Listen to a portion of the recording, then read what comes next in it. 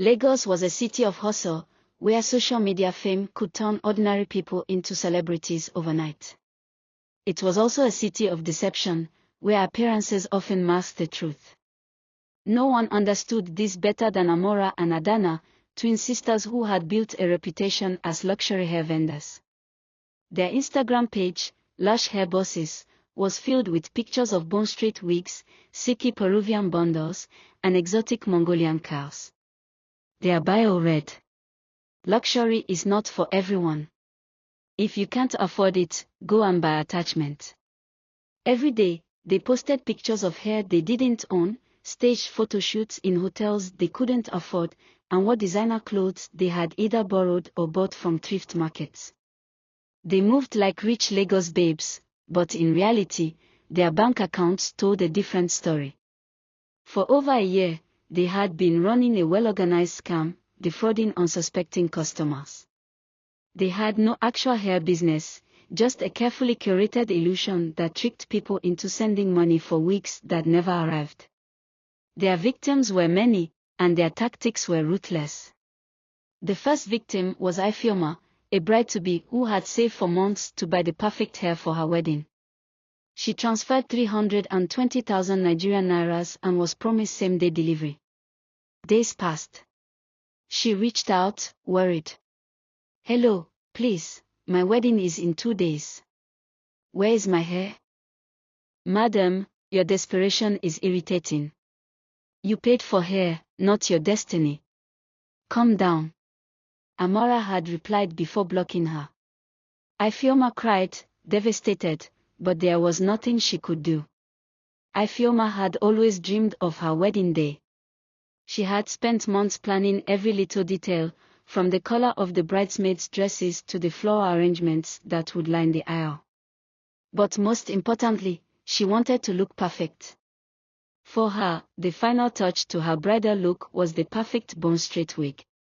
She had admired it for so long, 30 inches of sleek, luxurious hair that would cascade down her back as she walked down the aisle.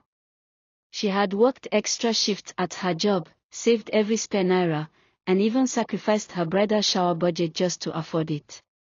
When she found Lush Hair Bosses on Instagram, their page looked like everything she had dreamed of. Luxury. Class. Quality. The price was high, but she didn't mind. She transferred 320,000 Nigerian nairas without hesitation, believing she was investing in something that would make her wedding unforgettable. Then the nightmare began. At first, she was patient. She was told the hair would arrive that evening. The weekend came. No hair. She messaged them politely, hoping there had been a misunderstanding. "Good evening, please, I still haven't received my order. My wedding is in a few days, and I'm really worried." She saw the blue tick. They had read her message. But there was no reply. She called. The line rang once, then went dead. She tried again. Blocked. Panic started to settle in her chest. She went to their Instagram page and left a comment under their latest post. "Please respond to my messages. I paid for a wig, and I haven't received anything." Within seconds, her comment vanished. She tried again. Deleted. Her heart pounded. She had been scammed. Ifeoma broke down in tears. The wedding was just days away, and her money was gone. She had nothing left. Her fiancé, Chuka, tried to console her. "Baby, we can find another vendor." But it wasn't that simple. She had spent everything. The money for her dream hair was gone, and she couldn't ask her parents for more. She searched desperately for another vendor, but the prices had gone up. Vendors demanded full payment before delivery, and she couldn't trust anyone anymore. Everywhere she turned, doors were closing. Then, something worse happened. Her wedding planner called with bad news. The decorator had an emergency and couldn't make it. Then the caterer called, her deposit wasn't enough, and food prices had increased. One by one, everything began to fall apart. Ifeoma sat on the floor of her bedroom, staring blankly at the ceiling. The stress was too much. Nothing was going the way she had planned. She picked up her phone and started typing a message to Chuka. I can't do this anymore. I have failed. Maybe it's better if I just disappear. She hesitated, her fingers trembling. At that moment, her best friend, Amoka, barged into the room. She took one look at Ifeoma's still strict face and the message on her screen, and immediately snatched the phone away. Are you crazy? Do you want to kill yourself because of a wedding? Ifeoma broke down completely. She sobbed uncontrollably as Amoka held her. I've lost everything. The hair, the money, the wedding. I can't take it anymore. You haven't lost everything. Chuka loves you. Your family loves you. We will fix this, but you need to breathe. That night, after a long conversation with Chuka and their families, Ifeoma made the painful decision to postpone the wedding. She was heartbroken, but she needed time to recover. She reported the fake vendors to the police, but nothing happened. The scammers were still out there, living their fake lives, while she was left to pick up the pieces. It took 3 months before she was able to reschedule the wedding. By then, she had found a trusted vendor through a friend and had saved up again. When she finally walked down the aisle, she wore an even better wig than the one she had lost. But this time, her focus wasn't on the hair, it was on the love surrounding her. She had been scammed. She had almost given up. But in the end, she realized that no material thing was worth her life. The second victim was Kemi, a university student who had sacrificed her allowance for a new wig. She sent 150,000 Nigerian nairas and waited excitedly. When she didn't hear from them, she called. Good afternoon, I ordered a wig, and I still haven't gotten it. My dear, is it by force? Some people's money carries bad luck. Just take your L in peace and stop disturbing us. Adana responded before hanging up. Kemi tried to call back, but she was blocked. Kemi had never owned luxury hair in her life. Growing up in a modest home in Ibadan, she was the kind of girl who admired from afar but never dared to dream of having expensive things. Her mother was a schoolteacher, her father a civil servant. Every naira they earned went toward food, school fees, and the endless list of household expenses. But Kemi had a dream. Since her university days, she had watched social media influencers flaunt their sleek bone straight wigs, deep wave curls, and HD lace frontals. To her, these women looked like goddesses, effortlessly commanding attention with their expensive, flawless hair. She wanted that, even if just once in her life. When she graduated and got a small job at a bank as a customer service rep, she promised herself, one day, I will buy myself a proper luxury wig. For months, Kemi saved diligently. She skipped lunch, opting for gala and pure water instead of proper meals. She ignored invitations to hang out with friends so she wouldn't have to spend money unnecessarily. Every little naira went into her luxury hair fund.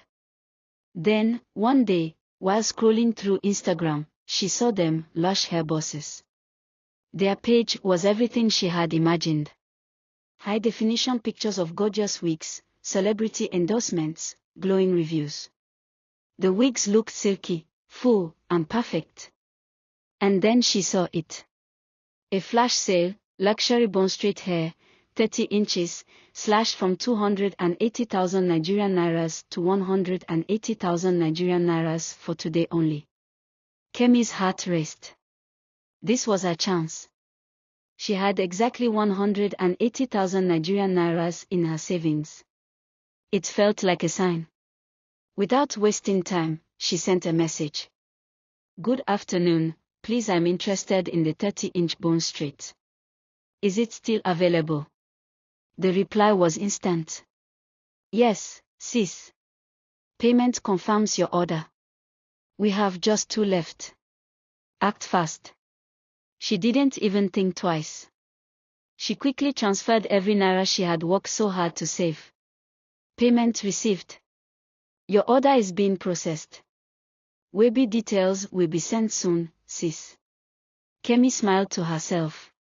Finally, she was about to experience what it felt like to wear real luxury hair. 1 day passed. Then 2. Then 5. She messaged them again. Hello, please, I haven't received my tracking number. No reply. She called. Switched off. Panic set in.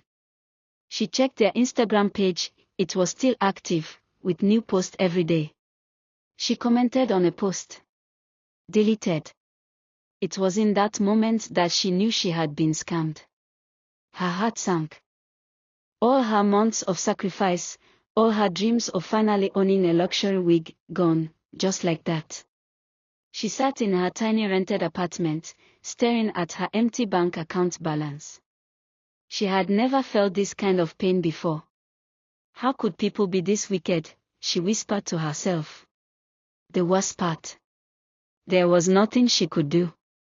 The third victim was a civil servant, Mrs. Adebayo, who wanted a wig for a party. She transferred 400,000 Nigerian nairas and requested home delivery. When she contacted them after a week of silence, they responded with insult. Auntie, hair is not Gary.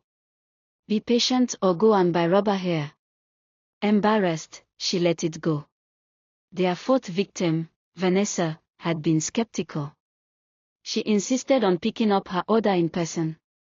The twins, sensing trouble, lied that their store was under renovation and blocked her after she sent 250,000 Nigerian nairas.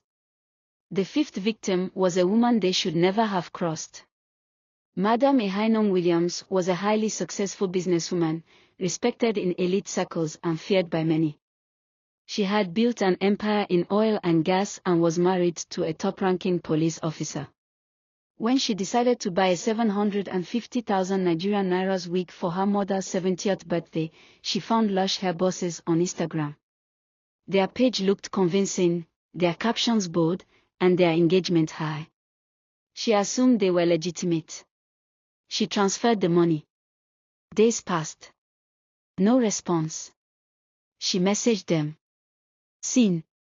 No reply. She called. Ignored. She commented on their page. Her comment was deleted, and she was blocked. Madam Ehainom sat still for a long moment, her anger boiling beneath her calm exterior. She had dealt with fraudsters before, but none had dared to disrespect her like this. Instead of reacting immediately, she devised a plan. She created a fake Instagram account with a different name and profile picture. Using this identity, she sent them a message. Hi, do you have the 30-inch bone straight available? Within seconds, they replied. Yes, ma. Very limited stock. If you pay now, we can deliver today. I want to. Can I pay now? Yes, ma. Send your details, and we will dispatch immediately. Then she made her move. Can I pick it up instead? I need the hair urgently. At first, they hesitated. We usually do only delivery, ma. But since you insist, we will allow pickup. They sent her an address. The next day, Madam Ehainom drove to the location, a cramped, overcrowded compound in Oja. She parked at a distance and observed. The twins were nothing like their online persona.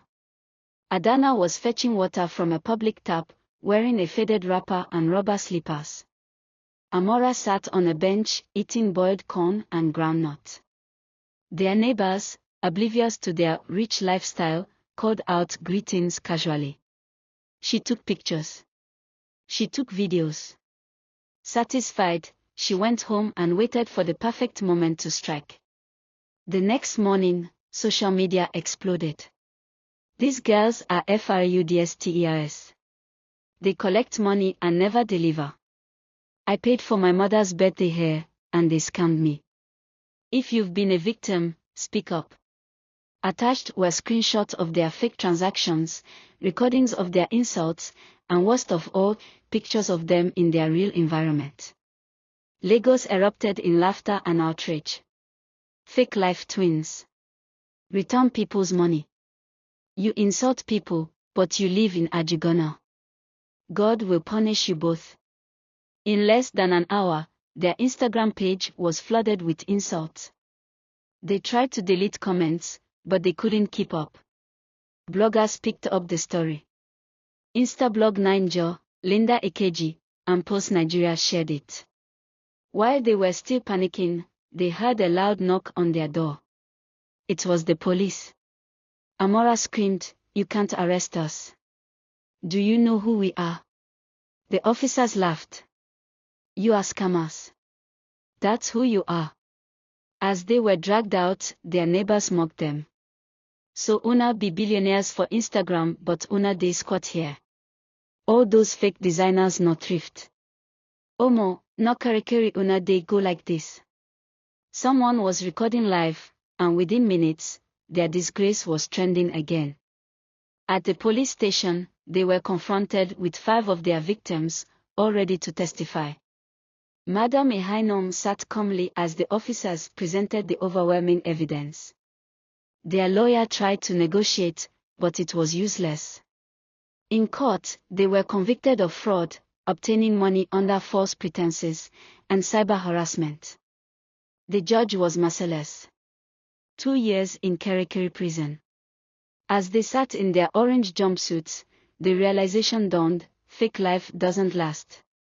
They had gone from Instagram celebrities to prison inmates. And this time, there was no blocking reality.